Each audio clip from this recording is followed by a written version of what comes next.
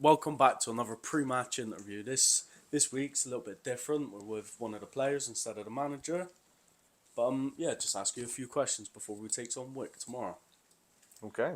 You feeling confident going into tomorrow's game? Confident, yes.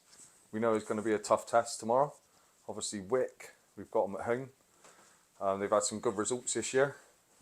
But I don't think we've got to concentrate too much on them and worry about what we're going to do. Feeling confident, yeah. A little bit nervous, yeah. But ready for it. So a slight change tomorrow. Was planned to be on grass, but is now on AstroTurf. Are you glad of that change, or? Due to the formation we played the last couple of weeks, yes. I think width suits us, especially with the attacking players we've got out wide. I think a narrow pitch doesn't actually help that. I don't think it matters too much. We're used to our home pitch anyway. Does it suit us more? Yes. Does it probably suit our opposition more? Depends what Wick we're playing. And that's not a dig, I'm being genuine there. We've not played Wick this year. We played two different teams last year in the double fixture. If it's the second team, I think it suits them. They played good football themselves, so yeah, I think it can suit both parties, hopefully us more than them. So this week, a big loss happened for the side. Our right back Jack Gilbertson had a surgery on his wrist and he missed the rest of the season. Yeah. But there is a new right back coming in called John Jones. What's your thoughts on him? Yeah, as you said, big loss, Jack. Been with us since the start, so not just this season, last season as well. I think Jack's improved massively over the past 2.5 years. I mean, the first year he could barely control and kick a ball. And that's not taking the mick. He wasn't a footballer. And you look at Jack now and he's an established right back and didn't really see anybody ever pushing him out the spot for the first team for years to come. No choice with this one. He's at the pull out due to injury and obviously having his wrist done. And John Jones stepping in for him now. John's been in the club a good 18 months himself. Played for us last year. Didn't get a huge amount of game time. Obviously this year he's dropped into the reserves. And I think it's been good for him to get himself some game time because he wasn't playing an awful lot for us in the first team last year, obviously only with the one team. But I'm feeling confident for John. Good on the ball, aggressive, good defender, good at going forward. No real concerns. I think he's stepping well for him.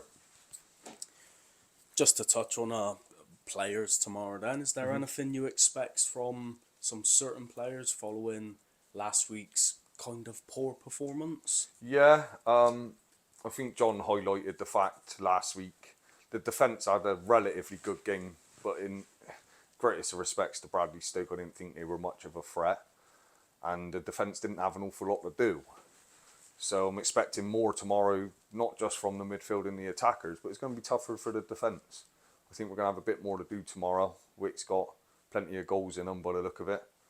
Obviously not played them ourselves, but we'll find out tomorrow a little bit more about them. The defence is going to have more to do, definitely. And it's going to be a bit of a tougher battle, I think, tomorrow for the defence than it was against Bradley Stoke the week before. But the midfield, Billy, Josh, they need to be a bit more direct, getting on the ball more. Callum and Joe, again, I don't think they had their best of games. But it's a bit of a freak. It's one of them, I think I said after the game myself, that when you're playing against a team that's not quite up to the level, you tend to stoop to their level. And I think that's what happened last week. And playing against Wick, which on paper seemed to be the better side, hopefully we can rise to the level and be the better team tomorrow. But yeah, should be a better performance from especially the sort of six in front of the defence. I think they had a bit of a poor game last week. Yeah, so you touched on it a minute ago. Last week was quite a good performance for all the defenders, but Yeah. especially yourself, picking up man of the match. Yeah.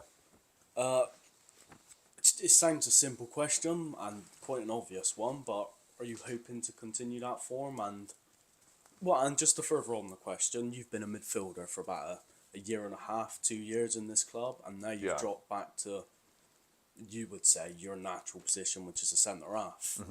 How do you feel about that? I mean, carrying on in the current form, yes, but again, with no disrespect to Bradley Stoke, there wasn't a lot of defending to do. It was more getting on the ball and trying to pick out other players and sort of carrying the last 18 months midfield role at the back, really. and trying to play the ball rather than let's hoof it up to Josh to run onto the end of long balls. Because I think we've relied on that a little bit the first year.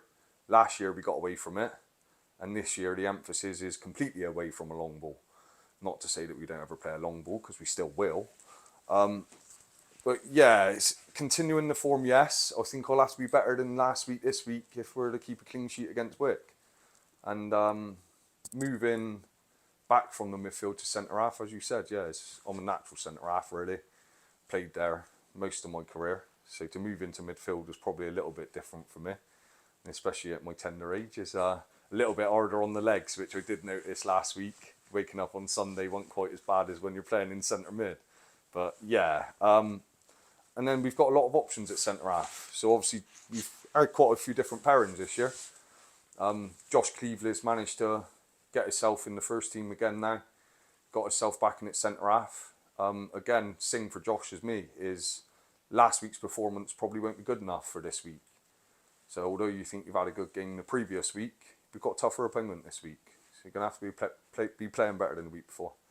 That goes for the fullbacks as well. So tomorrow's game, I know we've touched on it a little bit, and you shouldn't look too far in the future, but it's a big game. We're second, they're third, a point behind us. I know we've got a couple games in hand. 3 points, I think, Bill. Yeah, 3 points.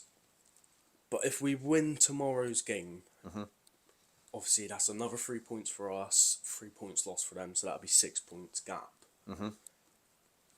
It's hard to say, and it is all predictions and stuff. But if we win tomorrow's game, what's your chances on getting promotion this season? Well, actually, it's quite funny. I heard a conversation amongst players in the warm-up last week before we're kicking off against Bradley Stoke. And I've spoken with John about this, that I heard players already chatting about the next games. And that's before we've even kicked off on the day of a match. And I'm a little bit older than most of the players in our squad, and I've played a lot more football than most of the players in our squad. And you can't be thinking about next week and the week after and the week after. And I've heard John say this is a little bit cliche, one game at a time. It is one game at a time, and it's not, because they all matter. But you can't be looking forward to 3 weeks' time.